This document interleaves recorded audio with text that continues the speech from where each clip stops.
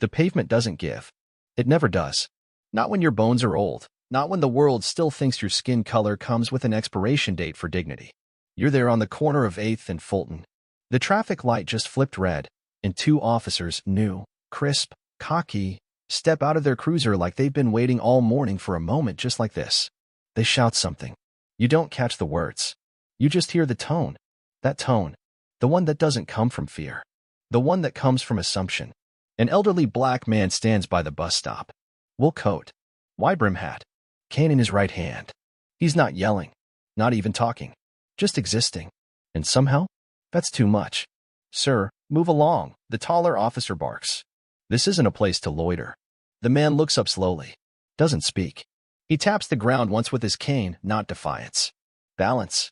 The other officer steps closer. You ignoring us? Want to spend the night downtown? Still, the man says nothing. His silence isn't rude. It's rooted. Like someone who's heard this all before. But the younger cop, rookie energy, belt too shiny, steps behind him and grabs his shoulder. Hard. The old man stumbles forward.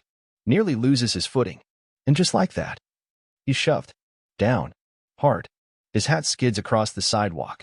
His cane clatters against the curb. His hands scrape the concrete. And still, he doesn't cry out. Doesn't curse. Doesn't beg. The taller cop says something into his radio. Possible 10 to 96. Non-compliant elderly male. Refusing to disperse. 10 to 96. Mental disturbance. That's the assumption they go with. It fits the script they've already written for him. And the old man? Still on the ground. Turns his head just enough. Looks up at them. Eyes steady. Like he's waiting. Not for help. Not for mercy. For clarity. And it's coming. 3 minutes from now. They'll learn his name. And they'll freeze. Because the man they pushed? The one they dismissed? The one they called non-compliant? Is someone whose silence once steered nations. But for now, you stand on that sidewalk, watching injustice unfold, not like a movie, but like muscle memory. And you know, before they do, this story won't end where they think it will. The younger officer pulls out cuffs. You hear the zip of the Velcro strap, the subtle clink of metal, the sound of authority preparing to pretend it's righteous. He kneels. But before he can reach for the old man's wrist, a voice cuts through the air. Not loud, just sharp enough to slice. Do you even know who that is? You turn. It's a woman, mid-30s, coat draped over one arm, phone still filming. Her voice doesn't shake. She's not yelling. She's naming. The officers don't look at her yet. They're too focused on the old man, now sitting upright, legs tucked to one side, hat still on the concrete, coat torn at the elbow. The taller officer glances at his partner. She's interfering. Log it. But then, a second voice. Male. Older. You're making a mistake. The younger officer hesitates. The old man reaches slowly for his cane. Not to swing. Not to stand. Just to hold it. The metal glints under the sunlight. There's an engraving on it, faded, but legible up close. FR, 1968. The younger officer frowns. Radio in hand, he clicks it once. Can we get ID on suspect? Older black male, gray coat, cane, late 70s, possibly unstable. The dispatcher pauses, then responds. But the voice that comes back is not the usual clerk. It's the captain. Sharp. Clipped. Say again? Describe him again. He does. Longer this time. A longer pause. Then, urgency. Stand down. Do not engage. You are detaining Major Franklin Rhodes. Repeat. Major Franklin Rhodes. The officers freeze. Both of them. The woman's phone still rolls. The crowd thickens. And now the silence isn't confusion. It's recognition. The taller cop takes a half step back. The younger one drops the cuffs, literally. They clatter against the pavement. And Franklin? He finally speaks. 3 words. Low. Measured. Not angry. Just earned. You're 3 minutes late. It takes them another minute to move. Not because they're restrained. Because they're shaken. The name, Major Franklin Rhodes, hangs in the air like smoke. You can't see it, but no one dares breathe too deeply. The taller officer reaches for the dropped cuffs, his hand fumbling, as if the metal suddenly burns. Franklin rises slowly. Without their help. He presses one palm to the concrete, the other gripping his cane. His knee wobbles slightly, but his back straight as ever. The woman who filmed steps forward, hand outstretched, but he doesn't take it. Not out of pride. Out of memory. Because he stood before crowds with bayonets pressed to his spine and cameras that didn't save anyone. His fingers curl around the cane like it's the last honest thing in the world. He picks up his hat, brushes the dust from the rim, then looks at the two men. Not with fury, with familiarity, like he's seen them before. In Mississippi, in Selma, in Chicago alleys and Birmingham jails. Different faces, same roles. The taller cop stammers, "Sir, I wasn't aware." Franklin tilts his head. Wasn't aware of what? The officer hesitates. That you were, who you are. Franklin's lips curl, dry and wry. And who am I, officer? No answer. Just shifting eyes. From the ground to the phone recording, to the growing crowd, to the cane, to him. Then Franklin lifts the cane slightly. Points, not at the officer, but at the sidewalk. This ground's held blood. Mine. My brother's. My elders. I've been pushed on it before. He leans forward, voice steady. But the last man who did it? He wore a hood, not a badge. And he didn't get a second chance to apologize. Gasps ripple through the crowd. The taller cop's mouth opens. Closes. Opens again. Franklin adjusts his collar. Then starts walking. Not rushed. Not limping. Just forward. Each step taps with a rhythm that feels like history remembering its own weight. 3 blocks away, an unmarked car screeches to a halt. The lieutenant steps out, tie loose, face pale. Too late. He rushes toward the crowd. But the crowd? They've already chosen sides. Phone's still up. Eyes still locked. And in the center of it all, Franklin Rhodes walks away. Like a man who's done explaining himself to anyone who didn't learn his name before choosing to shove. By the time the lieutenant reaches the scene, it's already too late for containment. Not because the news vans are here. They're not. Not yet. But something else arrived faster. Witnesses. And witnesses now have megapixels. He pushes through the small crowd, teachers, construction workers, a mother holding a toddler on her hip. Everyone staring at the same spot. Where Franklin Rhodes used to be. Gone now. Cane tapping somewhere down the street, echoing in their ears like a warning bell no one had the sense to hear. The two officers stand frozen, rookie guilt etched across one face, defensive panic across the other. The lieutenant turns sharply. Did you touch him? Silence. Did you put hands on Major Franklin Rhodes? The younger officer mumbles, we thought he was loitering. A sharp inhale from the crowd. Loitering. You don't need law school to know what that word means when it's lobbed at the wrong body in the right neighborhood. The lieutenant's jaw clenches. He gestures to the squad car. Both of you inside. Now. They move, fast and wordless. He turns back to the woman who filmed. Ma'am, can I get your name? She doesn't stop recording. You can get my footage, she says, cool. Along with the name of my lawyer. He nods. Fair. This isn't the kind of scene that will dissolve over coffee and a press release. This is the kind of moment that sticks. And 30 minutes later, it does. When the video hits social media, it spreads faster than the precinct can draft a response. But the caption? That's what does the damage. It's simple. Just 3 words. You touched him. People don't even need context. Some recognize his face instantly. Others learn quickly. Franklin Rhodes. Decorated Vietnam veteran. Presidential Medal of Freedom recipient. Founder of the Rhodes Initiative for Civic Justice. Quiet giant of the civil rights movement. Grandfather. Teacher. Human landmark. And they pushed him. Shoved him. Called him uncooperative. The video loops on a dozen feeds at once, none louder than the silence that follows the radio call. Repeat. Major Franklin Rhodes. And in homes, classrooms, barbershops across the city, a sentence begins forming like mist. They didn't know who they were laying hands on. But they do now. Franklin walks 5 blocks before sitting. There's a small park near the old train station, quiet, mostly pigeons and retired men in folding chairs playing dominoes. It's the kind of place that remembers him without needing to say so. He finds a bench beneath a sycamore. Lowers himself down carefully. Adjusts his coat. Crosses one leg over the other and rests both hands on the top of his cane. He's not hiding. He's pausing. Because every now and then, even a mountain needs to sit and listen to the wind again. A boy skateboarding nearby stops. Stares. Hey, were you the guy? Franklin holds up a hand, not to silence him, but to redirect.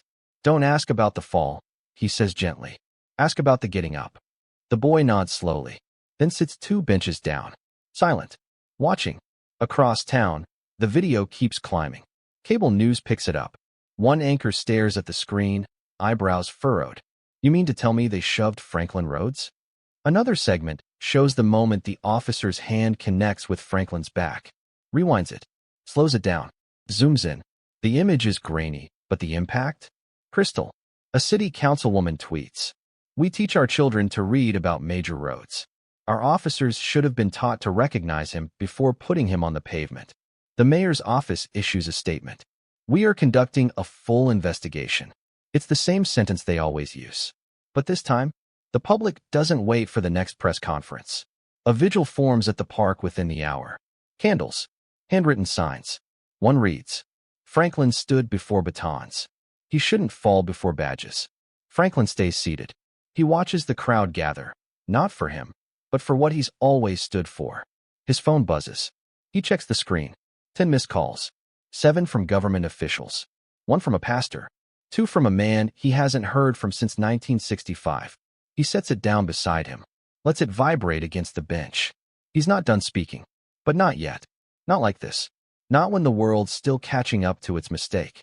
He looks down at the scuffed edge of his cane, then back out at the crowd, and thinks, not with bitterness, but with history. This wasn't the first time I bled for a lesson, but it might be the last time I need to. The city tries to act fast. Too fast. A press conference is announced for noon, less than 24 hours after the incident. Folding chairs lined up under a white canopy on the courthouse steps. The chief of police, the mayor, and 2 officers in dress blues with faces drawn tight. But no Franklin. They invited him. Send a car, a call, a carefully written request. He declined.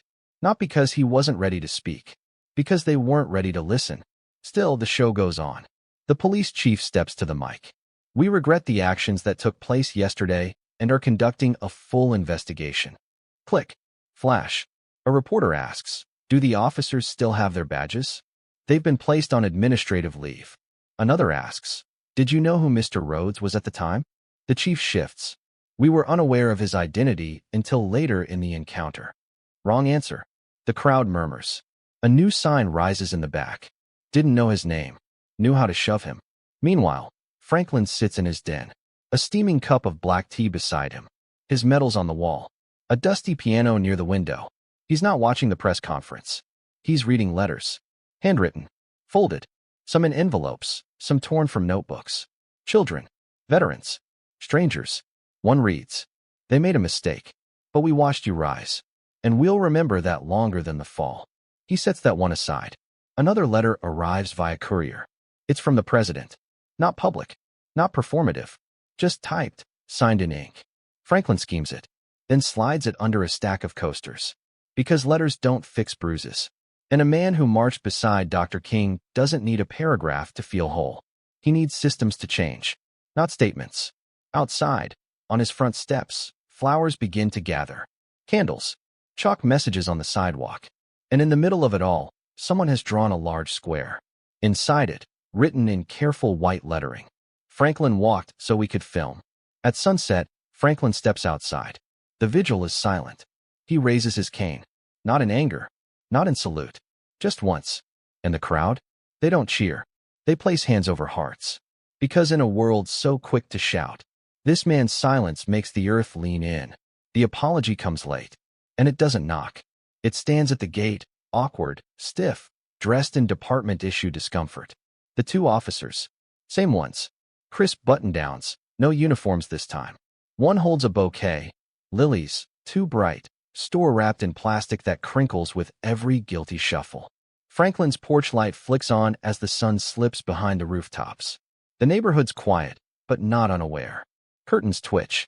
A camera phone blinks red from across the street. He opens the door. They don't speak right away. They just stand there, blinking like they're still waiting for a script. Finally, the older one steps forward. "We wanted to say we're sorry." Franklin raises an eyebrow. "You wanted? Or someone told you to?" Silence. Then honesty. "I didn't know who you were." Franklin nods once, slow. "But you knew what I looked like." The officer winces. "I did." Franklin leans on his cane, steps out onto the porch. The younger officer clears his throat. "You weren't a threat. We misread the situation." Franklin studies them both, then gestures to the rocking chair beside him. "Sit." They hesitate, but they sit. The older one still clutches the flowers like a shield. Franklin speaks calmly. Measured. I've been shoved before. In uniform. Out of it. In protest lines. On church steps. He looks them dead in the eyes. But what burns, officer, is not the shove. It's the certainty you felt when you did it. Like the world had already signed off on your mistake before you made it. Neither one interrupts. He continues. You saw my age. My skin. My silence. And you thought, easy. But power that looks easy to you is often built on things you'll never understand. He pauses. Like the weight of standing. The older cop swallows hard. We didn't come here to ask for anything. Franklin nods again. Good. Because I don't hand out absolution on porches. He looks at the flowers. Set those down. Then go home. They stand. Place the bouquet on the step. Turn to leave. But before they make it down the walk, Franklin calls out. Next time you see a man who stands like I did, ask yourself what made him that still. The taller one nods, without turning back. And Franklin? He watches them go. Not with forgiveness. With finality. Because redemption is a journey. And they've just started theirs. The cane is polished now. Not for show. For reflection. Franklin walks into the city museum on a rainy Thursday morning. His steps soft, but resolute. He's been asked to speak. Not as a victim, not as a symbol, but as a storyteller.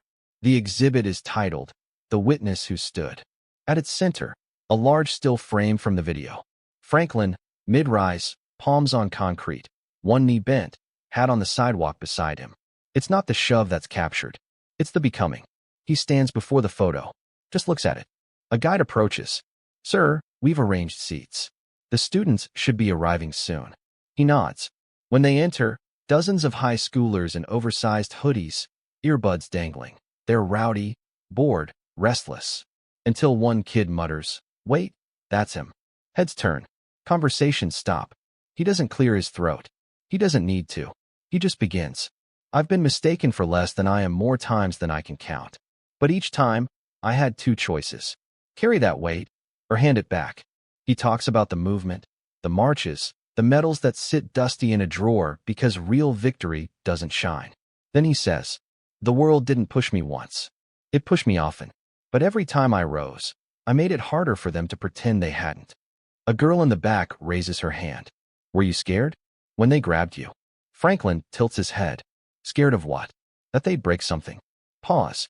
They didn't build me. They don't get to break me. The room stills. He walks them to the photo. Points to the sidewalk. This isn't where I fell. It's where I was recognized. Not by them. By you.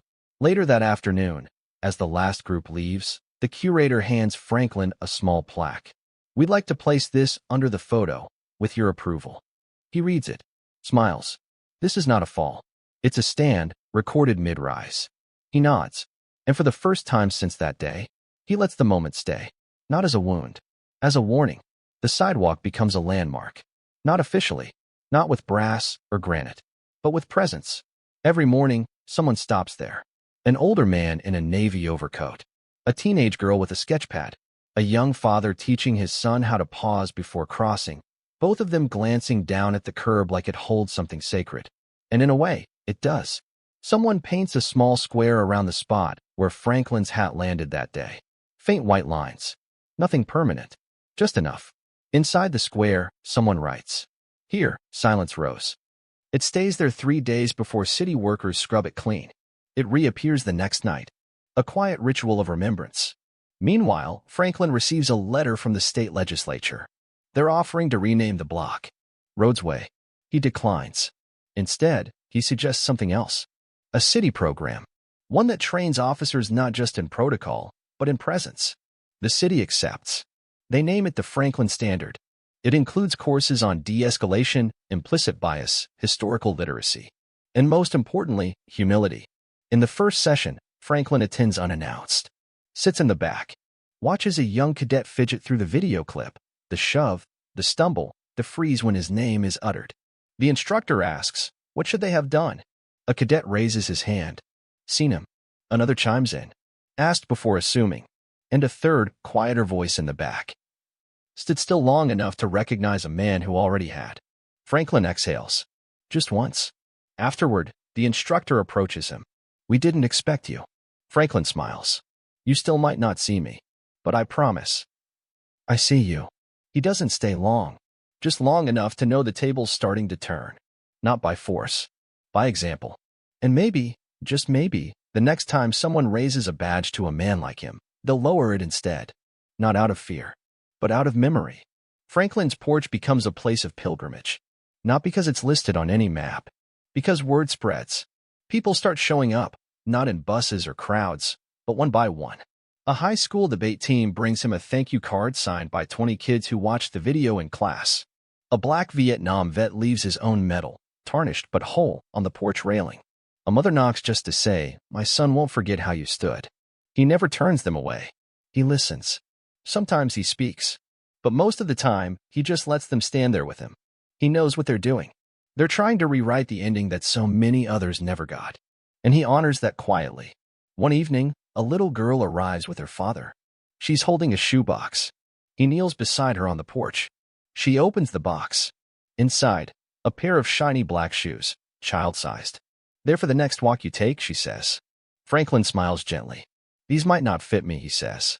She looks up, undeterred. "Then they're for the steps someone else will take. When you're done." Her father swallows back tears. Franklin places a hand on the lid, closes it slowly. "Then we'll keep them here. For the next set of feet that need direction."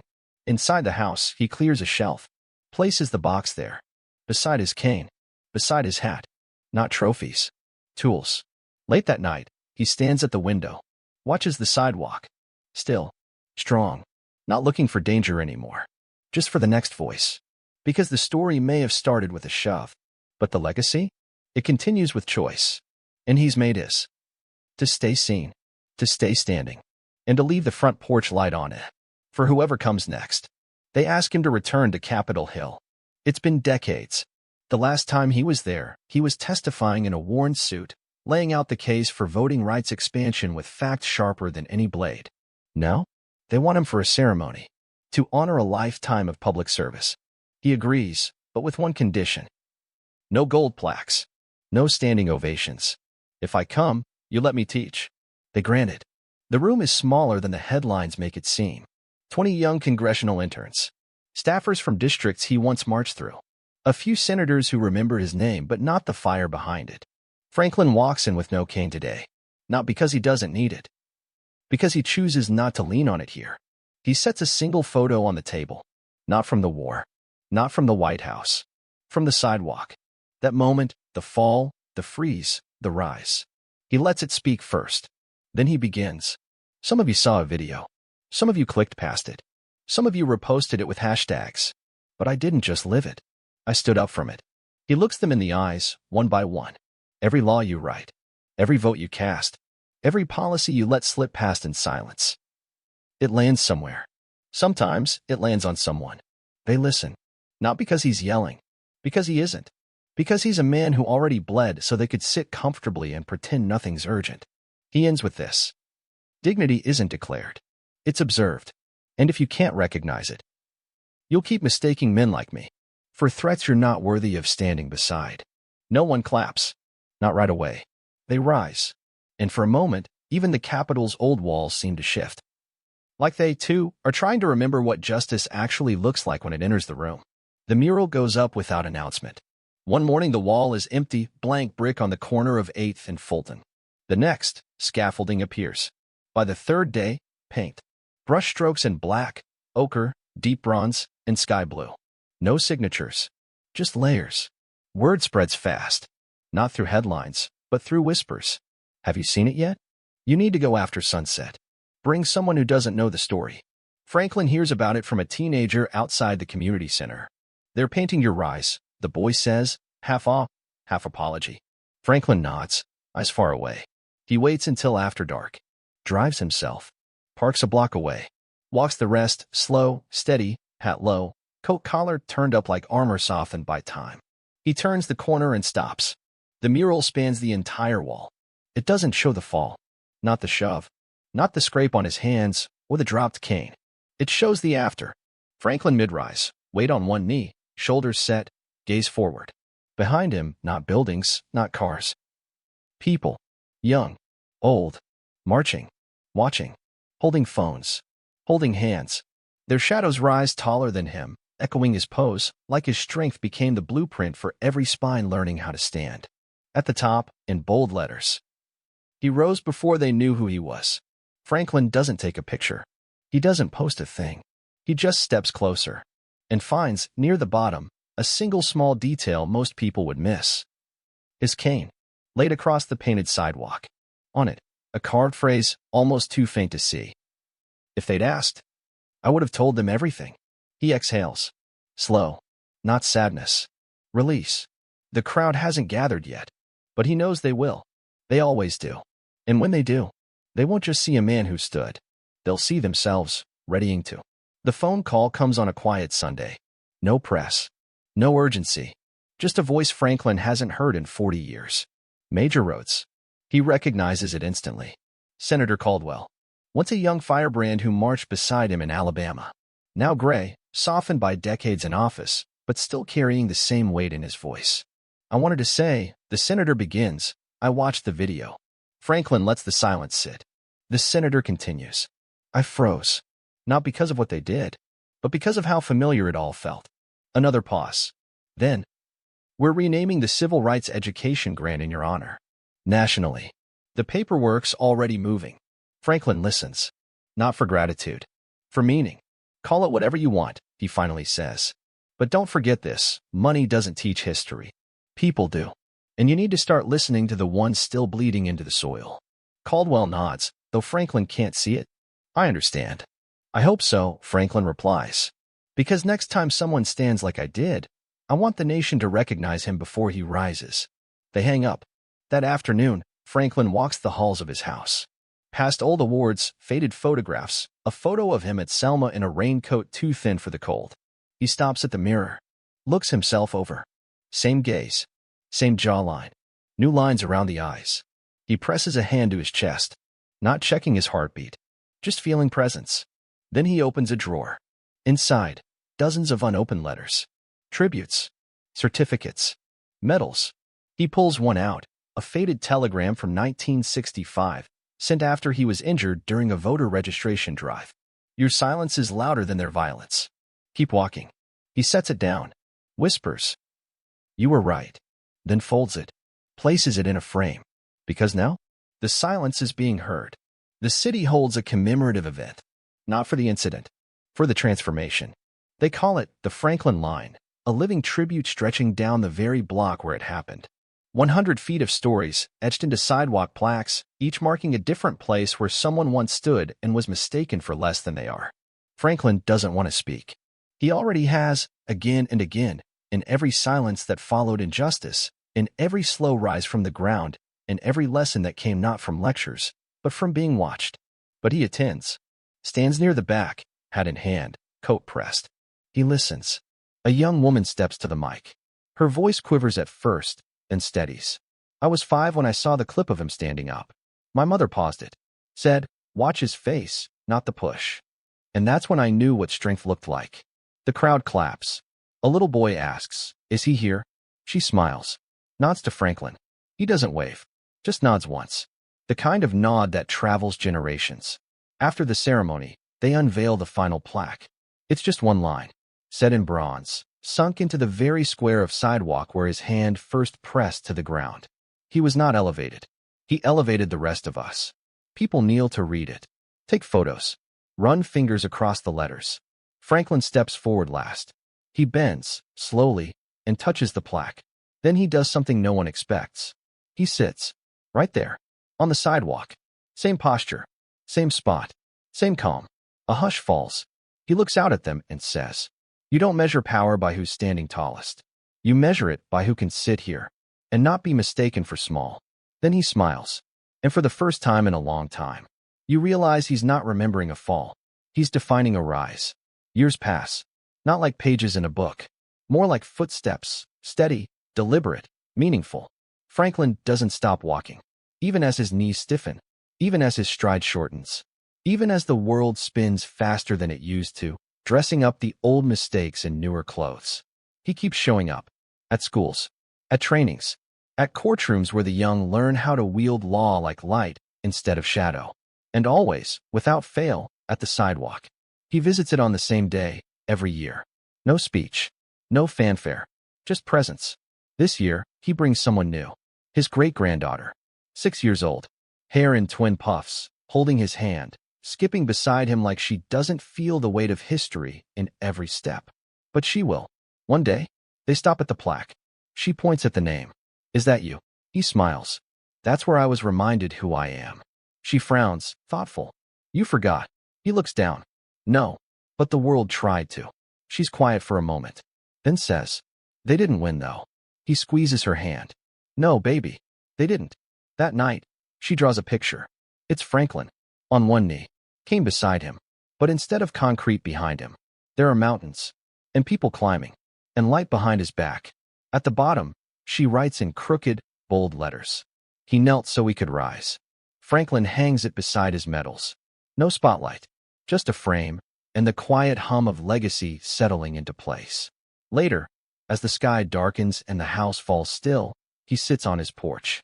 Cane resting against the arm of his chair. Eyes closed. And for the first time in years, he sleeps without remembering the shove. Because now, the world remembers the stand. Years pass. Not like pages in a book. More like footsteps, steady, deliberate, meaningful. Franklin doesn't stop walking. Even as his knees stiffen. Even as his stride shortens. Even as the world spins faster than it used to, dressing up the old mistakes in newer clothes. He keeps showing up. At schools. At trainings. At courtrooms where the young learn how to wield law like light instead of shadow. And always, without fail, at the sidewalk. He visits it on the same day, every year. No speech. No fanfare. Just presence. This year, he brings someone new. His great-granddaughter. 6 years old. Hair in twin puffs, holding his hand, skipping beside him like she doesn't feel the weight of history in every step. But she will. One day, they stop at the plaque. She points at the name. Is that you? He smiles. That's where I was reminded who I am. She frowns, thoughtful. You forgot.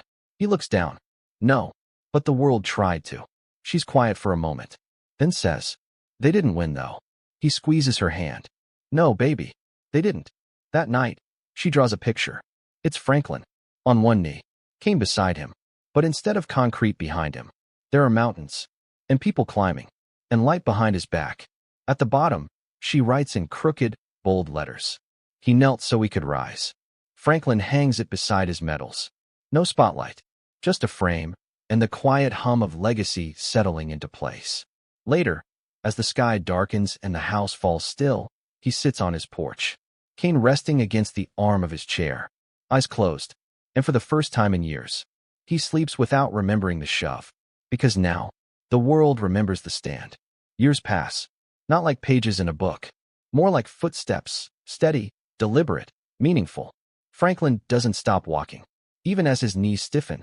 Even as his stride shortens. Even as the world spins faster than it used to, dressing up the old mistakes in newer clothes. He keeps showing up. At schools. At trainings. At courtrooms where the young learn how to wield law like light instead of shadow. And always, without fail, at the sidewalk. He visits it on the same day, every year. No speech. No fanfare. Just presence. This year, he brings someone new. His great-granddaughter. 6 years old. Hair in twin puffs, holding his hand, skipping beside him like she doesn't feel the weight of history in every step. But she will. One day, they stop at the plaque. She points at the name. Is that you? He smiles. That's where I was reminded who I am. She frowns, thoughtful. You forgot. He looks down. No. But the world tried to. She's quiet for a moment. Then says, they didn't win though. He squeezes her hand. No, baby. They didn't. That night, she draws a picture. It's Franklin. On one knee. Came beside him. But instead of concrete behind him, there are mountains. And people climbing. And light behind his back. At the bottom, she writes in crooked, bold letters. He knelt so he could rise. Franklin hangs it beside his medals. No spotlight. Just a frame, and the quiet hum of legacy settling into place. Later, as the sky darkens and the house falls still, he sits on his porch. Cane resting against the arm of his chair. Eyes closed.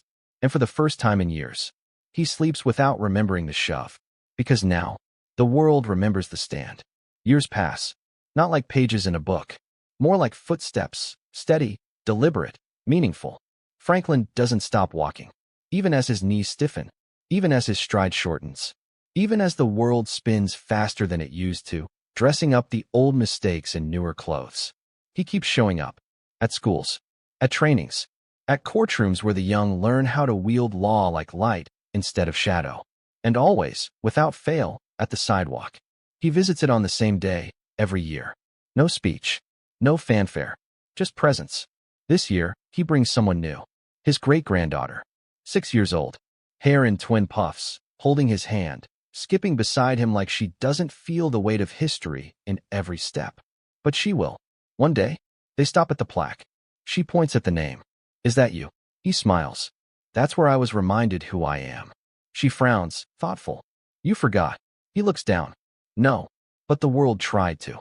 She's quiet for a moment, then says, they didn't win though. He squeezes her hand. No, baby, they didn't. That night, she draws a picture. It's Franklin, on one knee, came beside him. But instead of concrete behind him, there are mountains, and people climbing, and light behind his back. At the bottom, she writes in crooked, bold letters. He knelt so he could rise. Franklin hangs it beside his medals. No spotlight, just a frame, and the quiet hum of legacy settling into place. Later, as the sky darkens and the house falls still, he sits on his porch, cane resting against the arm of his chair, eyes closed, and for the first time in years, he sleeps without remembering the shove, because now, the world remembers the stand. Years pass, not like pages in a book, more like footsteps, steady, deliberate, meaningful. Franklin doesn't stop walking, even as his knees stiffen, even as his stride shortens, even as the world spins faster than it used to, dressing up the old mistakes in newer clothes. He keeps showing up at schools, at trainings, at courtrooms where the young learn how to wield law like light instead of shadow, and always, without fail, at the sidewalk. He visits it on the same day, every year. No speech, no fanfare, just presence. This year, he brings someone new. His great-granddaughter, 6 years old, hair in twin puffs, holding his hand, skipping beside him like she doesn't feel the weight of history in every step. But she will. One day, they stop at the plaque. She points at the name. Is that you? He smiles. That's where I was reminded who I am.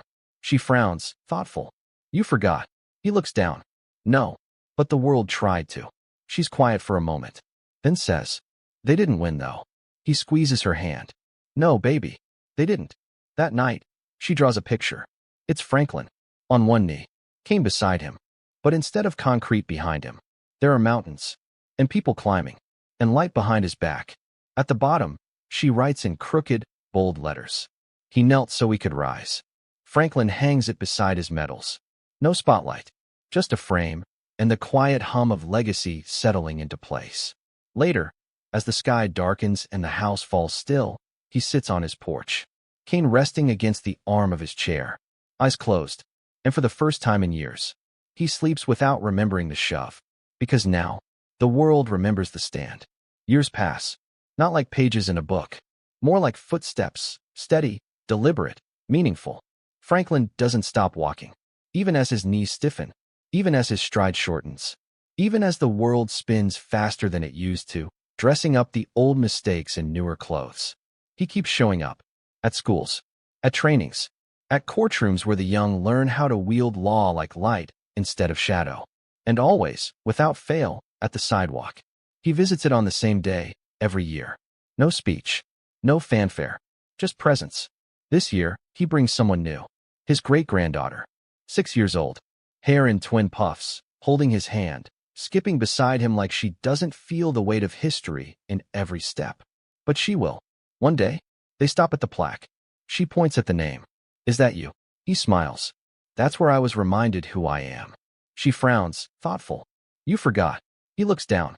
No, but the world tried to. She's quiet for a moment, then says, they didn't win though. He squeezes her hand. No, baby, they didn't. That night, she draws a picture. It's Franklin, on one knee, came beside him. But instead of concrete behind him, there are mountains, and people climbing, and light behind his back. At the bottom, she writes in crooked, bold letters. He knelt so he could rise. Franklin hangs it beside his medals. No spotlight, just a frame, and the quiet hum of legacy settling into place. Later, as the sky darkens and the house falls still, he sits on his porch, Kane resting against the arm of his chair, eyes closed, and for the first time in years, he sleeps without remembering the shove, because now, the world remembers the stand. Years pass, not like pages in a book, more like footsteps, steady, deliberate, meaningful. Franklin doesn't stop walking, even as his knees stiffen, even as his stride shortens, even as the world spins faster than it used to, dressing up the old mistakes in newer clothes. He keeps showing up, at schools, at trainings, at courtrooms where the young learn how to wield law like light instead of shadow, and always, without fail, at the sidewalk. He visits it on the same day, every year. No speech, no fanfare, just presence. This year, he brings someone new, his great-granddaughter, 6 years old, hair in twin puffs, holding his hand, skipping beside him like she doesn't feel the weight of history in every step. But she will. One day, they stop at the plaque. She points at the name. Is that you? He smiles. That's where I was reminded who I am. She frowns, thoughtful. You forgot. He looks down. No, but the world tried to. She's quiet for a moment, then says, they didn't win though. He squeezes her hand. No, baby, they didn't. That night, she draws a picture. It's Franklin, on one knee, Kane beside him, but instead of concrete behind him, there are mountains, and people climbing, and light behind his back. At the bottom, she writes in crooked, bold letters. He knelt so he could rise. Franklin hangs it beside his medals. No spotlight, just a frame, and the quiet hum of legacy settling into place.